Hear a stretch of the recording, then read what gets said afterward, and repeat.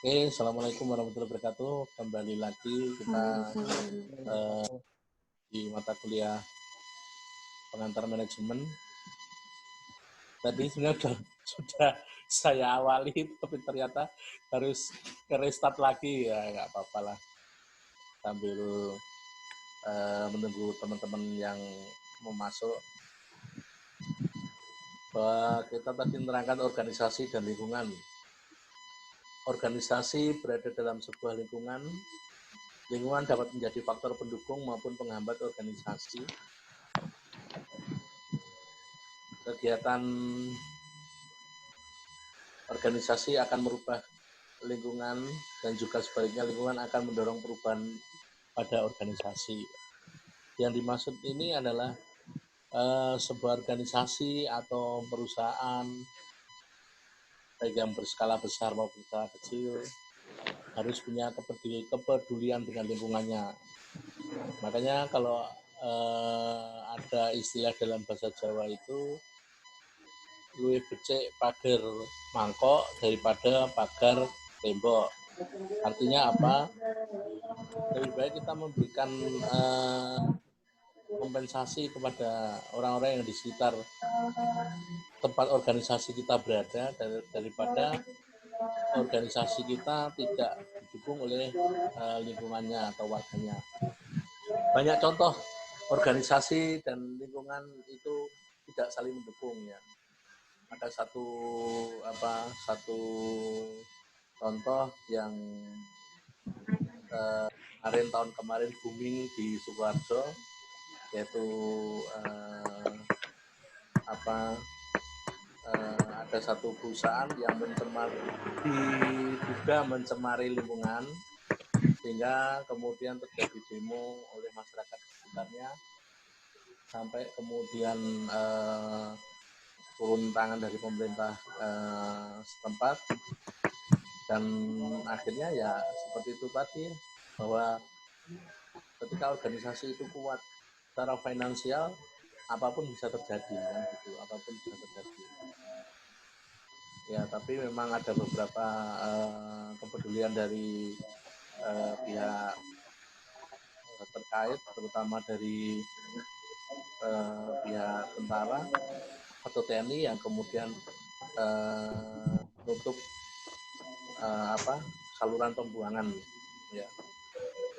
Nah, itulah organisasi bisa lingkungan bisa menjadi pendukung yang kuat bagi organisasi, tapi lingkungan juga bisa menjadi penghambat organisasi. Kalau satu contoh lagi organisasi yang ini Pak Jani minta pes seperti ini.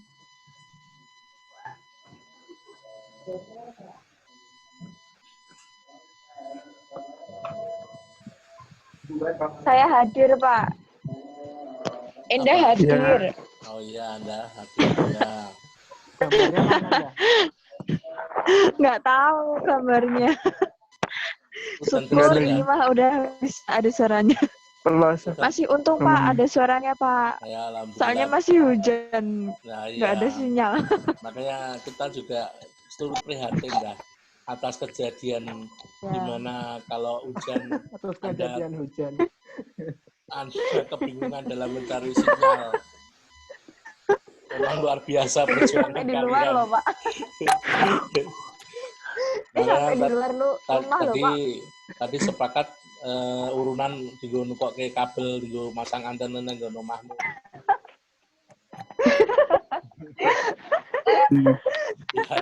biar semuanya lancar. Ya Pak, makasih Pak. Terima kasih Pak. Ya, kita lanjut ya bahwa ada sebuah organisasi juga yang tidak bisa diterima lingkungannya karena ya salah satunya mencemari lingkungan gitu ya.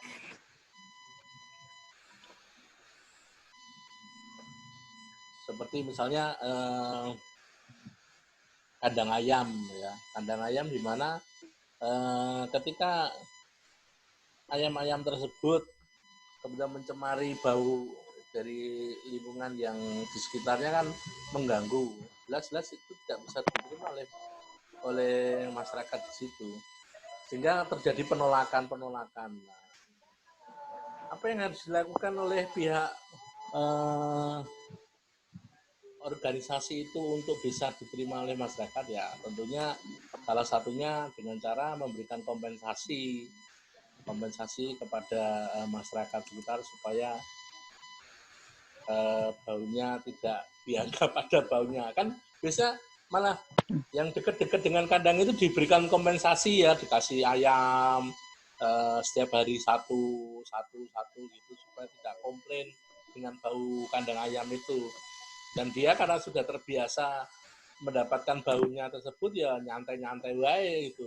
Tapi yang lebih jauh dari tempat kandangnya itu dia merasa terganggu dengan baunya itu, apalagi ketika musim hujan itu bau kandang luar biasa.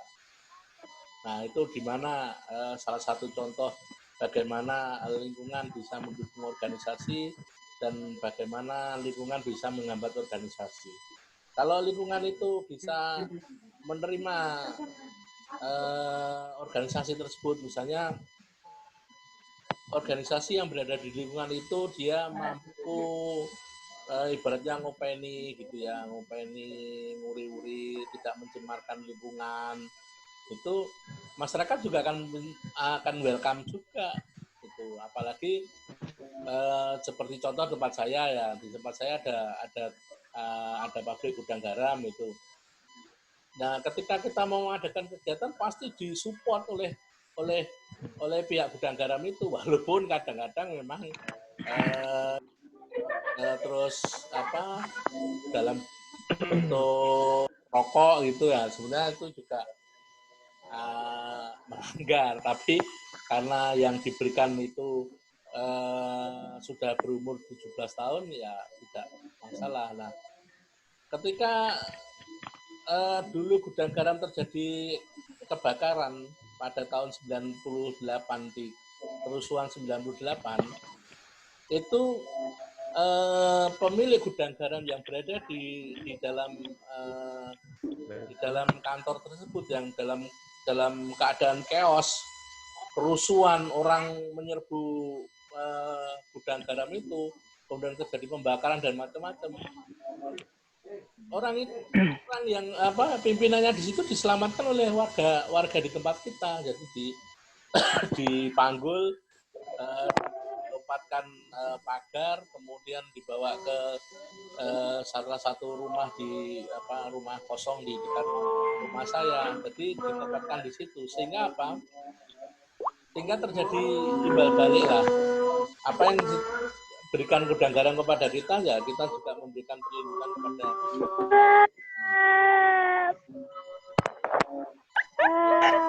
ini kumat edane apa piye iki?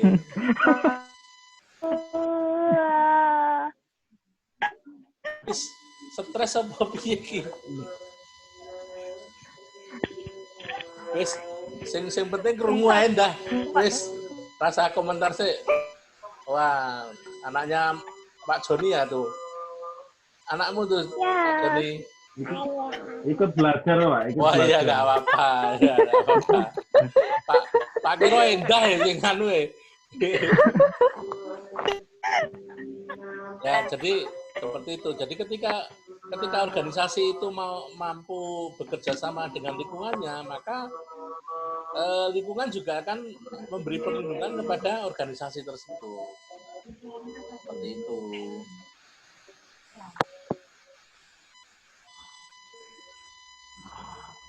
Lingkungan internal organisasi ya, pemilik, tim manajemen, para anggota atau pekerja, kemudian lingkungan fisik.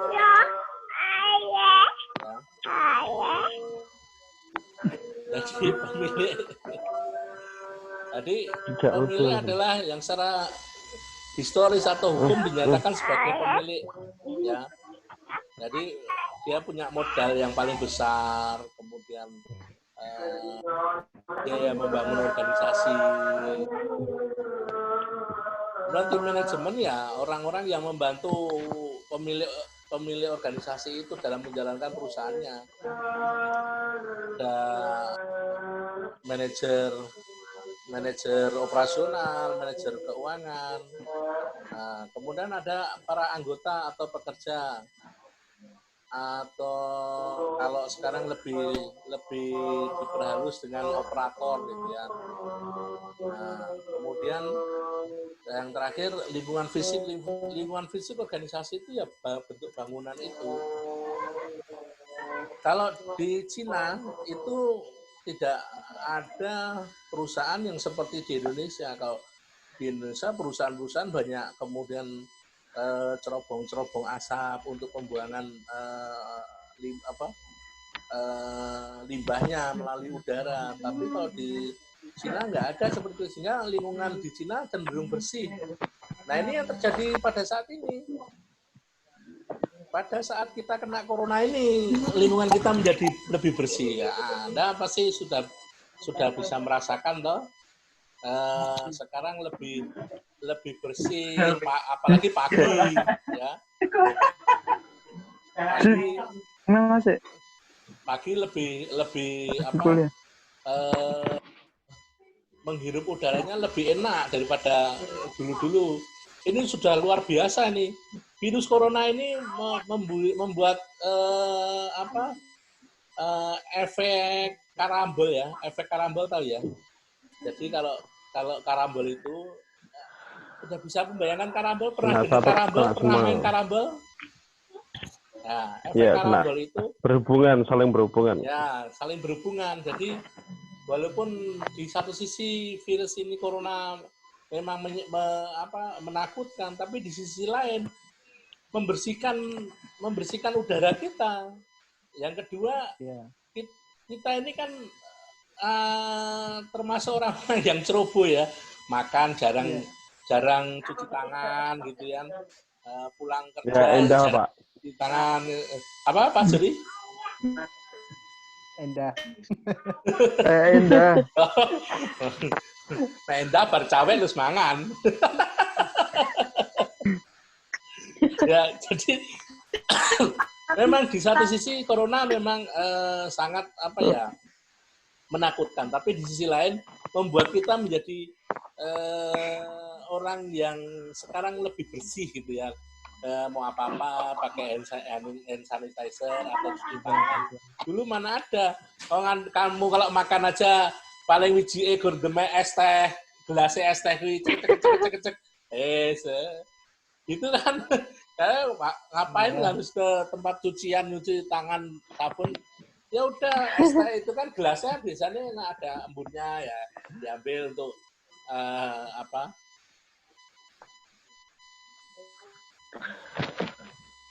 Wulan tadi udah masuk ya?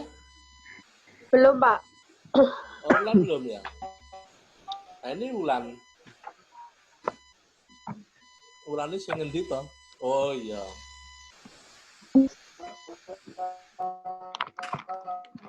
Jadi ada sisi baiknya dengan adanya virus corona ini. Salah satunya ya udara kita menjadi bersih, kita juga menjadi lebih mengurus kebersihan tentang diri kita sendiri, ya kan?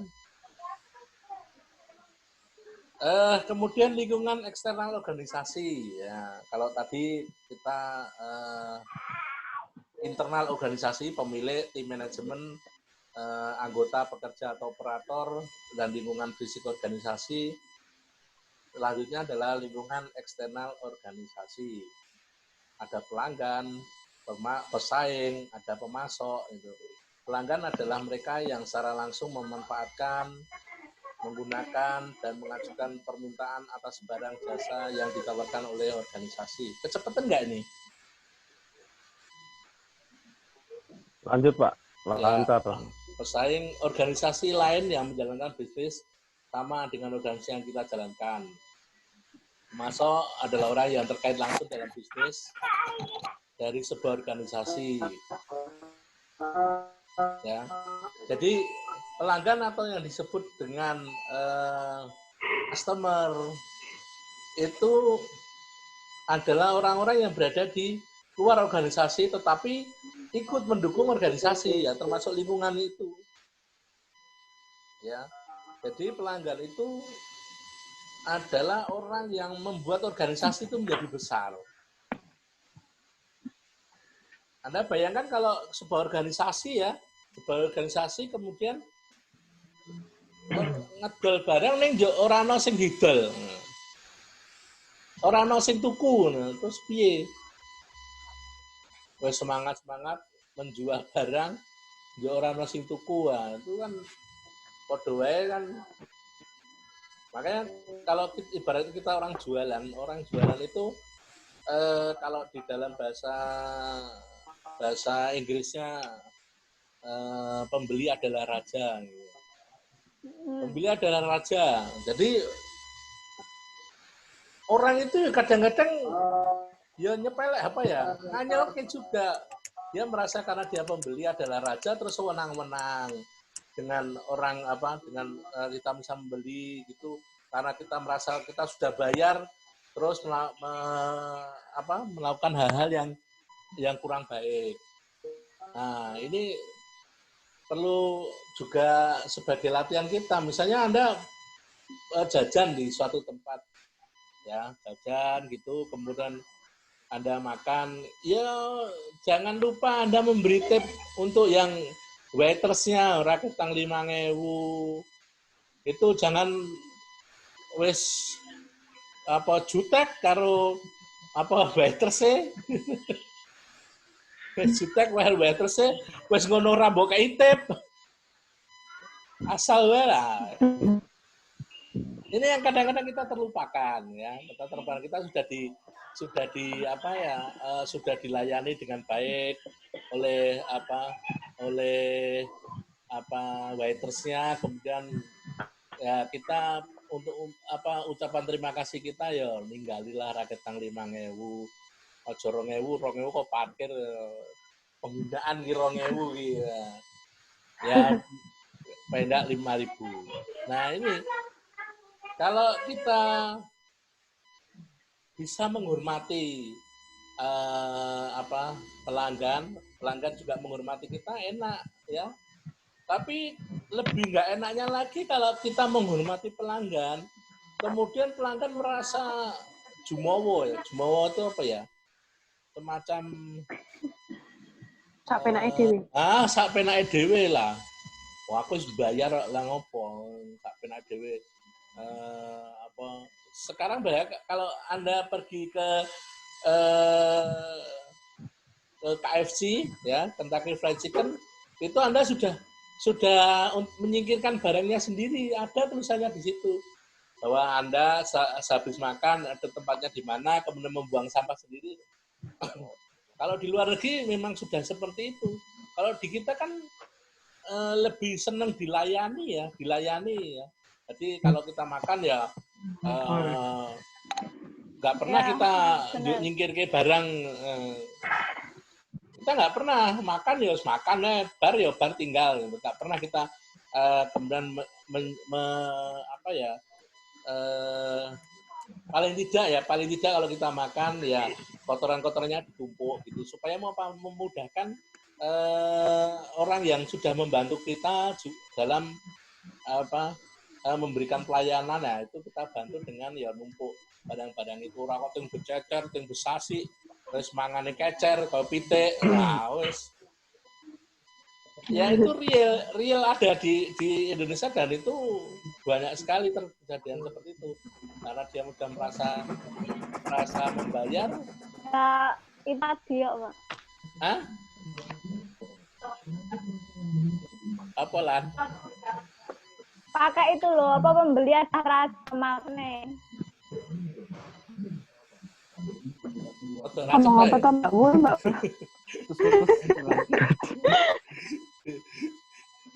Gak apa-apa. Iki ora cetok. Nah, iki cetok, nek kowe cetok. Oh ya, heeh. Ya. Itu loh, pakai apa jenenge? Pembeli adalah raja, makanya pada ya itu sak penake dhewe. Nah ya, makanya tadi kita sudah bahas bahwa karena kita punya brand image pembelian dari raja ya akhirnya sak penake dhewe. Tapi kenapa di rumah makan besar kita mau ya? Seperti di KFC misalnya. Di KFC itu sekarang orang mau membuang sampah, kemudian menempatkan tempat untuk habis tempat kita makan itu mau. Tapi kenapa di rumah makan kecil yang notabene malah orang-orang kita itu kita malah nggak mau gitu. Ya toh, kita kan kadang-kadang gitu. Sama seperti ketika Anda menjual, Anda membeli barang lah, membeli barang. Anda kalau di pasar tradisional ya harga 5.000 iso mbok nyang 2.000 gitu.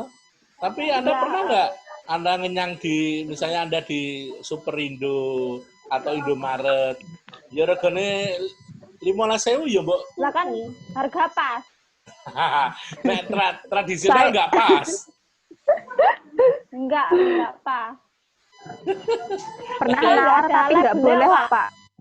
Lah iya, harusnya kita kalau nawar tapi nggak dikasih. Harusnya kalau kita beli di pasar-pasar tradisional kita bantu orang yang menjual itu. Iya. Kalau bisa jangan nawar ya Pak. Ya, kalau bisa jangan nawar. Lah kan udah menjadi tradisi Pak. Kalau ke pasar Tawar menawar. Ya. Mbak Wul wis kulina iki. Iya, tur nek ngenyang rego 10.000 dinyang 1.500 ngono. Wah, ya parah Pak, boten Pak. Itu pernah kejadian saya pernah waktu itu ke Bali, kemudian saya di pasar tradisional Bali, di Sukowati, istri saya itu beli kaos. Harganya itu 50.000 satu kaos itu. Sama istriku dinyang 10.000 lah. Aku karo anakku yo ngene to. Dhewe minggir wedek engko nek gelut engko malah dhewe repot melu-melu. Ya sekarang kan ya saya takut toh. Mosok neng di luar daerah kita kemudian ngenyange sak penake dhewe. Tapi ya akhirnya ya dapat. Ya enggak 10.000 tapi 15.000 tapi ya dapat. Wah, tuh nah, istri saya nek ngenyang wis stop tenan wis. Enggak ada duanya wis. Di situ ya bahwa lingkungan eksternal organisasi pelanggan, pesaing maupun pemasok ini memang juga ikut mendukung keberadaan organisasi tersebut. Next, lingkungan eksternal organisasi. Ya, lanjutannya yang tadi pelanggan, pemasok maupun pesaing itu ada lagi regulator. Ini yang pihak-pihak yang menciptakan Pak suaranya Pak. Nggak dengar. Dengar Pak. Apa ngene? Ya, lebih jelas. Ya, wah ya. Wah, kayak aku jadi megangi mic iki. Karena laptop saya itu mic-nya rusak sehingga saya harus membeli mic baru untuk bisa berkuliah bersama teman-teman. Nah ini agak jelas yang tadi deret gitu Pak. Oh ya. Deret itu juga apa? Lampunya juga kurang terang. Apa? Lampunya ini kurang terang. deret lagi loh Pak. Wah kalau masalah terang itu webcamnya tuh wis wong iki laptop lama wis laptop suwe dari 2012 saya beli sampai sekarang udah 8 tahun. Jadi gambarnya memang ya mohon dimaklumi gambarnya tidak secantik Gone Giarto. Giarto tambah ganteng kok, tambah putih kok. Tadi cantik kok jadi bagus. Oh iya. iya. Kan di karantina, Pak. Oh, di karantina jadi kayak ngono kuwi Giarto. Jojo di karantina terus nganggo skincare deh. Iya, jadi putih giluk-giluk gitu, Pak. Biar glowing gitu, Pak. Hati-hati kowe nek Idul Adha kowe kok dibelah kowe kok.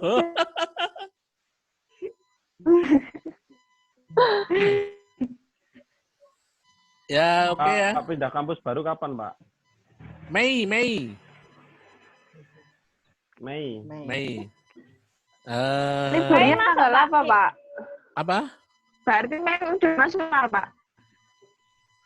Nanti masuknya kemarin kan ada surat susulan itu 13 April kayaknya udah masuk tapi nggak tahu ini karena kondisinya masih seperti ini.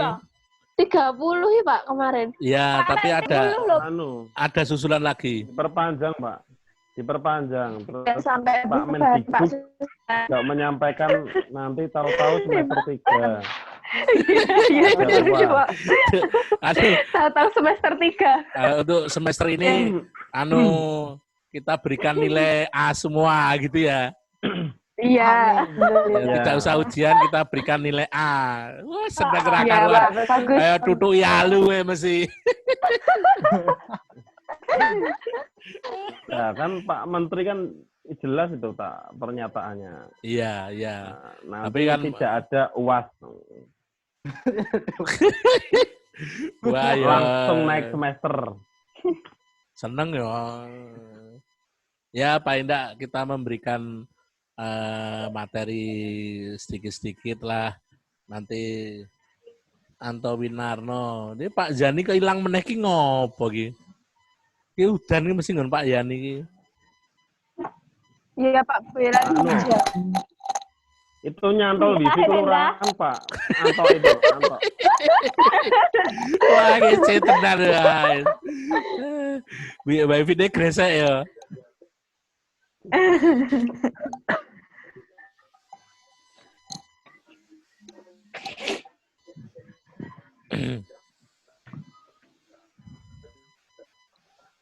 Kita tadi mulai jam berapa tuh? 18.30 ya?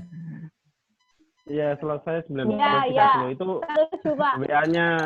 WA-nya Bu Pamilia muncul terus itu mau materi. Ya, mau mesake Bu Pamilia, dongake muga-muga lancar, sing mulang. Ya. Aja mbok nakali lho, Jon. Mbok nakali. Wah nangis kok. Jon. Aja mbok gawe nangis lho. Ya udah ya, sampai di sini dulu. Kita ketemu minggu depan. Ada kurangnya saya mohon maaf. Wassalamualaikum warahmatullahi wabarakatuh. Waalaikumsalam warahmatullahi wabarakatuh. Warahmatullahi wabarakatuh.